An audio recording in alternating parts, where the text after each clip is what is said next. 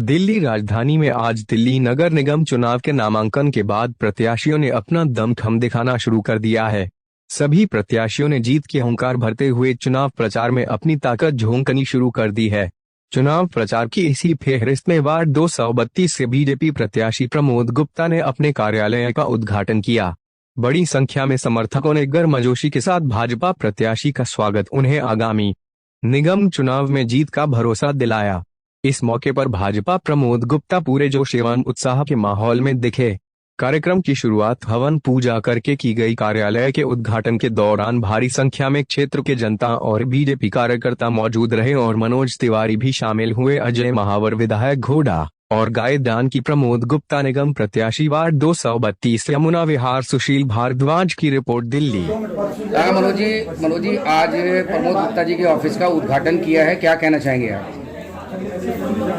देखिए, मेरे हिसाब से कार्यालय का उद्घाटन तो है ही, लेकिन ये जमुना विहार सहित इस पूरे जमुना पार की खुशियों का भी उद्घाटन है। हमारे इस पंक्ति के अर्थ को आप समझ जाएंगे अगर पीछे दो साल का इतिहास समझेंगे तो जो दूसरी पार्टियां हैं वो इस क्षेत्र को ताहिर हुसैन देना चाहती हैं, हम इस क्षेत्र को प्रमोद गुप्ता देना चाहते हैं। दूसरी पार्टियां इस क्षेत्र को दंगे में झोंकना चाहती हैं, हम इस क्षेत्र को खुशियों में मेट्रो की डबल डेकर दे करके 709B की एलिवेटेड रोड दे करके नालों के गंदे पानी से झील बना करके हम उनको जो खुशियां दे रहे हैं। अब तक की जो सबसे बड़ी समस्या थी 2012 के बाद कि यहाँ का हर सफाई कर्मचारी, एमसीडी का शिक्षक, एमसीडी का डॉक्टर 2 महीना 3 महीना काम करके सड़कों पे कूड़ा फेंकने को, धरना देने को विवश होता था, हमने वो सारी समस्याओं को समाप्त कर दिया है। जिन लोगों ने साजिश के तहत एमसीडी को 3 भाग में बांट दिया था, मेयर नहीं रहा, कोई ताकत नहीं रही, वित्त की व्यवस्था भी दूसरे के पास चली गई, हम जीत करके भी हार जाते थे। विपरीत परिस्थितियों में भी हमने इस दिल्ली को पार्क नगरी बनाने की कोशिश की। याद रखिए, अगर एमसीडी में बीजेपी नहीं होती तो आज स्कूलों के सामने, मंदिर के सामने, मस्जिद के सामने, गुरुद्वारे के सामने, गिरजाघर के सामने शराब की दुकान देखने को मिलती हमको। वो शराब नगरी बनाने में लगे थे, हम पार्क नगरी बनाने में लगे। हम इसको मेट्रो डबल डेकर दे रहे हैं। हम यहाँ पे यमुना जी के किनारे यमुना रिवर फ्रंट बना रहे हैं। आप हमारी नीयत देखिए और आम आदमी पार्टी और कांग्रेस की नीयत देखिए। कांग्रेस के समय में इस क्षेत्र को क्या कहा जाता था?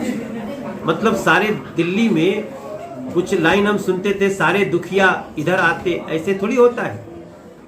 और आम आदमी पार्टी ने आज, मैं समझता हूं, आम आदमी पार्टी न सिर्फ जमुना पार बल्कि वो किसी भी मानवता के शत्रु है।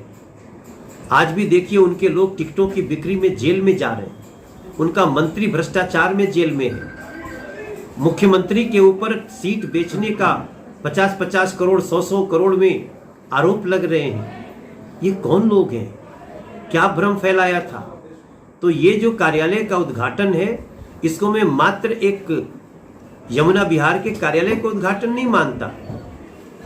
मैं मानता हूं कि ये इस यमुना पार की खुशियों का उद्घाटन है। और चाहे मनोज तिवारी हो, चाहे अजय महावर हो, चाहे जितेंद्र महाजन हो, या मोहन सिंह बिष्ट हो, या हमारे सभी जिले को जो हमारे पदाधिकारी हैं, कार्यकर्ता हैं, इवन जो टिकट पाने की इच्छा रखते थे, वो भी आज कमर कस के चल रहे हैं कि भारतीय जनता पार्टी हमारी माँ है। और इस न सिर्फ अब यमुना पार को बल्कि पूरी दिल्ली को यहाँ से खुशियों का हम एक ऐसा खजाना देने जा रहे हैं, क्योंकि हमने एमसीडी को एक कर दिया। यूनिफाइड एमसीडी में जैसे 5 तारीख महीने की सफाई कर्मचारी हो, शिक्षक हो, डॉक्टर हो, उनके अकाउंट में वैसे ही वेतन जाएगा अब जैसे 18 करोड़ किसानों को एक बटन दबाने से किसान निधि का पैसा जाता है मेरे साथी। और मैं बहुत आशान्वित हूँ, मन से बहुत पीछे निराश था। विपरीत परिस्थितियों में हमने 5 साल काम किया है, फिर भी हमने बर्थ सर्टिफिकेट के लिए लाइन खत्म कर दी। हमने जो भी 500 गज तक के घरों के लिए नक्शा, किसी को लाइन नहीं लगाना पड़ेगा। हाँ, हम ये भी मानते हैं कि अभी भी बहुत कुछ करने की गुंजाइश है और उसको यूनिफाइड एमसीडी के बाद हम कर लेंगे, हमारा दिल्ली विश्वास कर। तिवारी जी, पूर्व विधायिका का कहना है कि अब की बार एमसीडी में भारतीय जनता पार्टी की निगम में 20 सीटें आ रही हैं, क्या कहना है इसके बारे में? कौन विधायिका? सरिता सिंह ने बोला है, पूर्व विधायिका ने बोला है कि अब की बार भारतीय जनता पार्टी की आम आदमी पार्टी की है।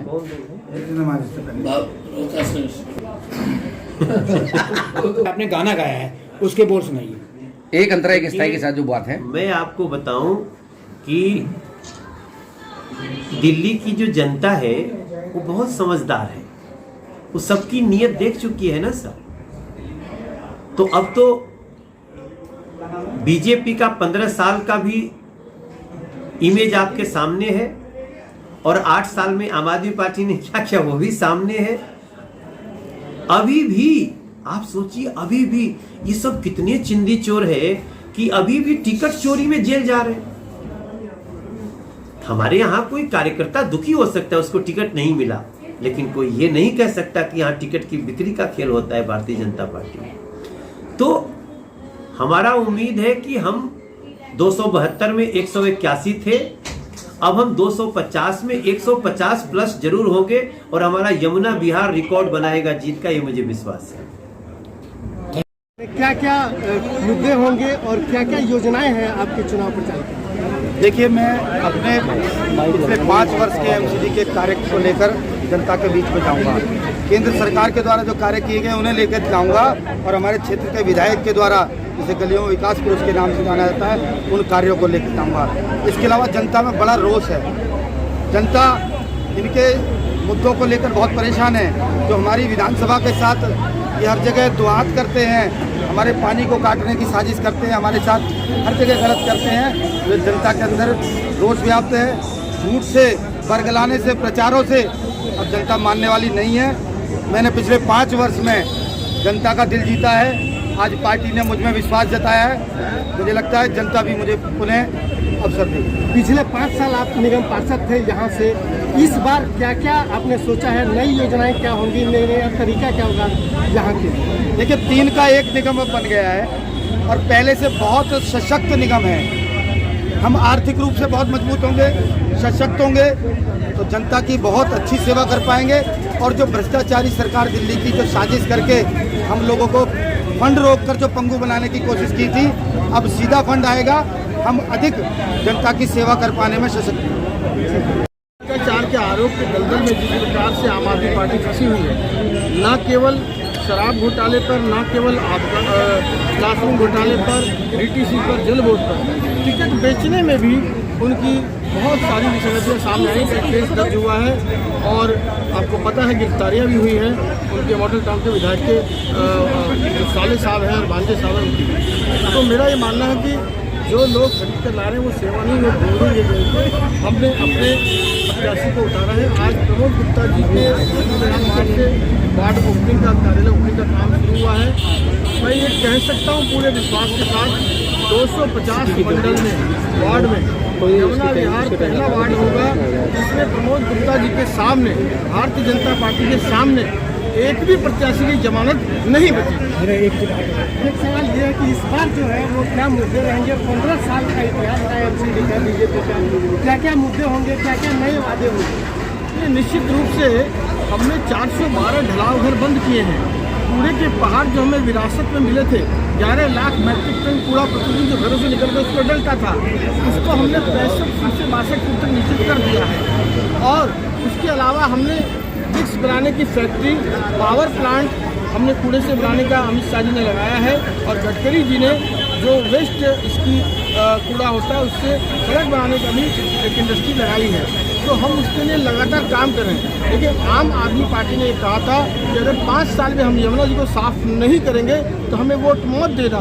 तो जनता को वो बात भी याद है, उन्होंने हवा साफ की नहीं, पानी साफ किया नहीं, यमुना साफ किया नहीं, एक बुजुर्गों की नई पेंशन लगाई नहीं, एक नया राशन कार्ड बनाया नहीं। जिन लोगों ने अपने अधिकार क्षेत्र में कोई परफॉर्म नहीं किया, अरे एमसीडी ने तो अपनी जान हथेली पर लेकर इसे जो कोविड का काल था उसमें भी प्रतिदिन 11 लाख मैट्रिक टन कूड़ा उठा करके और लोगों को साफ शासन देने का काम किया, स्वच्छता देने का काम किया। यहाँ तक कि शमशान घाट पर भी जब शवों की बहुत बहुत ज़्यादा गिनती हो गई थी, तब भी उन्होंने अपनी जान के परवाह रखे थे। एमसीडी ने बेहतरीन काम किया है। तो निश्चित रूप से मैं मानता हूँ कि लोगों को वो बातें याद रहेंगी और इनके कतली करने का जो फर्ज है वो इनका चाल चरित्र और चेहरा जो बिल्कुल कट्टर बेईमानी का है वह सामने आ गया है। भारतीय जनता पार्टी की ईमानदार प्रत्याशी के साथ ईमानदार पार्टी के रूप में लोगों के सामने है, सेवा करने के लिए तत्पर है और लोग उन्हें आशीर्वाद